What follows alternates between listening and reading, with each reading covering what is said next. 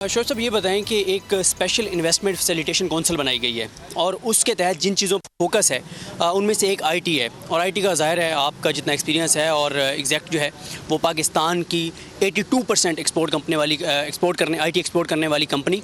तो इस सारे को आप किस तरह से देखते हैं कि ये फैसिलिटेशन काउंसिल फिर आईटी के ऊपर फोकस किस तरह से ये पाकिस्तान को आगे लेके जा सकता है और आपकी सजेशन इस हवाले से क्या हैं?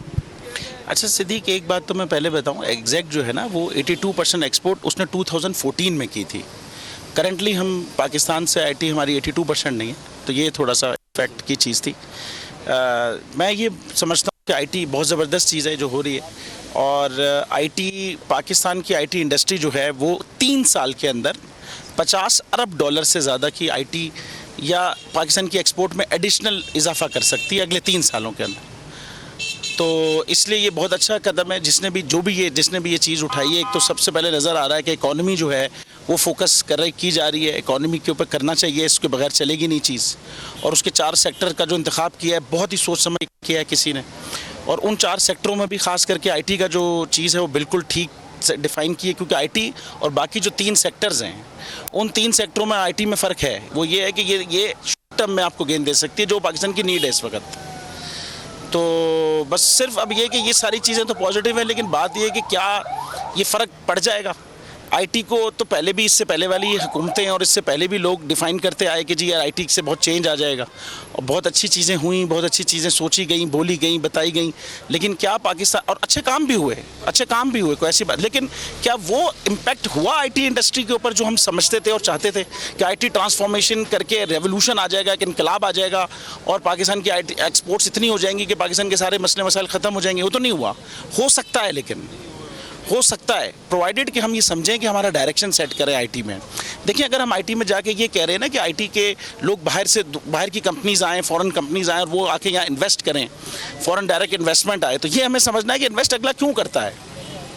अगला इन्वेस्ट इसलिए करती है कंपनी कि वो अपनी इस इकॉनमी में आएगी, इस मार्केट में आएगी, अपने प्रोडक्ट लाएगी, यहाँ बेचेगी और जो प्रॉफिट होगा वो लेके जाएगी।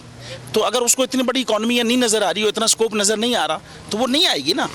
या इसलिए आएगी कि भाई यार ह्यूमन रिसोर्स अच्छा है बहुत, मैं यहाँ आ जाऊँ, सस्ता है, मैं यहाँ पे बनाऊँ और बाहर अपना बेचूँ, अपनी कॉस्ट कटिंग के लिए आएगी। वो इसलिए भी नहीं आएगी, वो ये भी नहीं पाकिस्तान में पॉसिबल इस वक्त। रिसोर्स है वो, अगर आप यहाँ आके ऑफिस खोल के उसको हायर करते हैं तो आपने उस ह्यूमन रिसोर्स के लिए इनकम टैक्स, आपका विद होल्डिंग HR का टैक्स कटेगा। और अगर वहीं बैठे बैठे इसको इंगेज कर लेते हैं तो फिर आपने बगैर टैक्स के इनको रेमिटेंस भेजनी है, और वो नहीं आना। आपके जो पॉलिसीज़ हैं वो कॉन्फ्लिक्ट हो रहा है, उनको ठीक करेंगे आप तो ये चीज़ हो।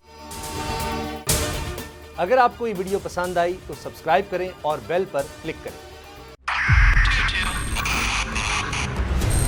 मोबाइल लोन एप्लीकेशन से कर्ज लेना आवाम के लिए अजाब बन गया। सूद की ज्यादती और धमकियां, शहरी ने अपनी जान ले ली। बोल ने दिया अपने आवाम का साथ, उठाई इस स्कैम के खिलाफ आवाज। जो है लोन देने के हवाले से फ्रॉड बन रही हैं और लोगों की जिंदगियों से और इनकी इज्जतों से भी खेल रहे हैं। तो मैं ये समझता हूँ यहाँ पे 2-3 बड़ी अहम चीज है। ये है कि ऐसी एप्स जो कि एक्सेस प्रोवाइड कर देती हैं टू दी कॉन्टैक्ट्स और उसके अलावा टू द गैलरी।